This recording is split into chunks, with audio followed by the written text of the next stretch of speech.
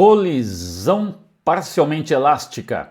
Vou fazer aqui um exercício hoje sobre colisão parcialmente elástica. Vamos usar lá o tal do coeficiente de restituição e, é lógico, a conservação da quantidade de movimento. E sem mais delongas, bora lá, vamos lá para a questão. É isso aí, galera. Como eu já falei, nós vamos trabalhar aqui num exercício sobre colisão parcialmente elástica. Não é uma aula teórica sobre conservação da quantidade de movimento, mas pode te ajudar muito sobre isso.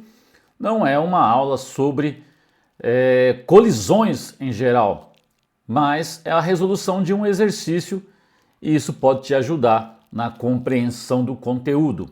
Então vamos lá para o nosso exercício. O exercício é o seguinte, vou pegar aqui um apontador para poder ler o exercício com vocês. Então ele fala sobre dois móveis, M e N, movendo-se em sentidos opostos com velocidades de 5 e 3 metros por segundo, respectivamente, que sofrem uma colisão unidimensional, importante isso, né, numa única direção. A colisão é parcialmente elástica. Lembra que nós temos três colisões: elástica, parcialmente elástica e inelástica. E o coeficiente de restituição é 3/4. Suas massas são: a massa de M é 15 kg e a massa de N 13 kg. Determine a intensidade e o sentido de suas velocidades após o choque em metros por segundo. Então vamos lá? Vamos fazer uma construção aqui. Dado, já ele não deu para nós nenhum desenho, então eu vou adotar um referencial, colocar os móveis, os carrinhos aqui na posição que eu achar melhor. Tá legal? Então coloquei aqui o móvel, que é o móvel M, ok? E coloquei o móvel N.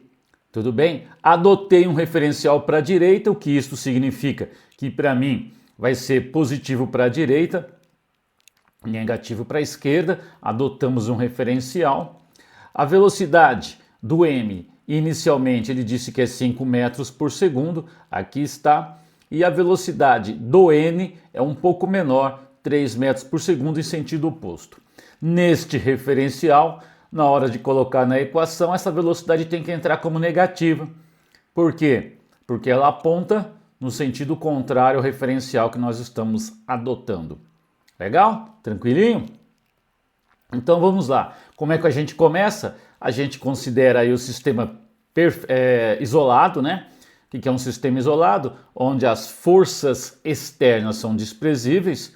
É o jeito que eu tenho para poder afirmar que a quantidade de movimento do meu sistema, inicialmente, antes da colisão, é igual à quantidade de movimento do meu sistema após a colisão. Beleza? Tá indo? Então vamos lá. O que eu tenho após a colisão? Após a colisão, né, quantidade de movimento é massa vezes velocidade. Eu tenho massa vezes velocidade do carrinho M, mais massa vezes velocidade do carrinho N, somado, porque isso aqui é o sistema total após a colisão. A massa de M, esse V' significa velocidade que o corpo M, que o móvel M adquiriu após a colisão. Massa do corpo N, V' é a velocidade após a colisão. O que eu tinha antes da colisão? Massa vezes velocidade para o carrinho M e massa vezes velocidade para o carrinho N. Tranquilinho? De boa? Espero que sim. Coloquei números aí, galera. Olha só, a massa de M dado no exercício está aqui, 15 kg. E a velocidade linha após a colisão eu não sei. A massa de N 13 e a velocidade após a colisão não sei. Tá? Antes da colisão, as massas de M é 15 e a de N é 13. E a velocidade antes da colisão, a de M é 5 e a de N é 3, né? Porque esse menos, sentido contrário ao nosso referencial, né? Ao referencial adotado. Bom, o que resta fazer aí? Continha, né, turminha? Mexer com os números, não é isso? Mexendo com os números aí, você vai chegar aqui 15 V'M mais 13 V'N, resultado dessa continha, 36. Legal? Você deve ter percebido aí que eu tenho duas incógnitas e uma equação, e é claro que você sabe que uma equação com duas incógnitas, ela aceita infinitas soluções. Então, não temos como ter uma única solução para isso. Aí a gente vai em busca de uma outra equação usando coeficiente de restituição. Então, o que é o coeficiente de restituição? É a velocidade relativa de afastamento dividido pela velocidade de aproximação, né? A velocidade de aproximação, fiz Vm menos Vn, as velocidades relativas uma menos a outra, né? E a de afastamento, Vn menos V'm, ok? Isso é o que a gente chama de coeficiente de restituição. Em cima, a velocidade relativa com que os corpos se afastam após a colisão, tá? E ela pode ser zero no caso de uma colisão inelástica, onde os corpos não se separam após a colisão, não se afastam. E aqui a velocidade relativa com que eles se aproximam. Ela sempre, né, vai existir. Se eles não se aproximam, eles não vão colidir. Tá legal? Você tem também que saber que esse coeficiente de restituição vale 1 se eu tenho uma colisão perfeitamente elástica e vale 0 numa colisão inelástica. O nosso caso é uma colisão parcialmente elástica, então esse E tem que ser maior que 0 e menor que 1. Tem que estar entre a colisão perfeitamente elástica e inelástica, e ele deu para nós, é 0,75, né, 3/4. A velocidade que o carrinho N tem após a colisão, não sei, menos a velocidade que o carrinho M tem após a colisão, também não sei. Antes da colisão, o M tem 5 e o N 3 em sentido oposto, tá? Então, se eles têm velocidades em sentido oposto, eles se aproximam mais rapidamente, daí por isso aqui vai dar 8, né? 5 menos ou menos 3 dá 8, legal? Passa esse 8 para lá multiplicando, divide por 4, 2 vezes 3, 6. Resolveu essa continha, você chegou aqui. A velocidade do carrinho N após a colisão menos a velocidade, né, do carrinho M, linha, após a colisão, vale 6. Agora sim, eu tenho uma equação com duas incógnitas, outra equação com as mesmas duas incógnitas. Eu consigo montar um sisteminha com elas, né? Vou lá, monto um sisteminha, resolvo o sistema, terminei o exercício. Aqui quase sempre é fácil a gente somar as equações e sumir com uma incógnita, né?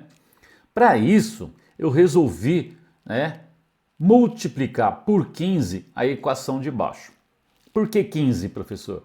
Porque eu tenho 15 V'm, e se eu multiplico por 15 aqui, eu tenho menos 15 V'm. E quando eu somar, dá zero.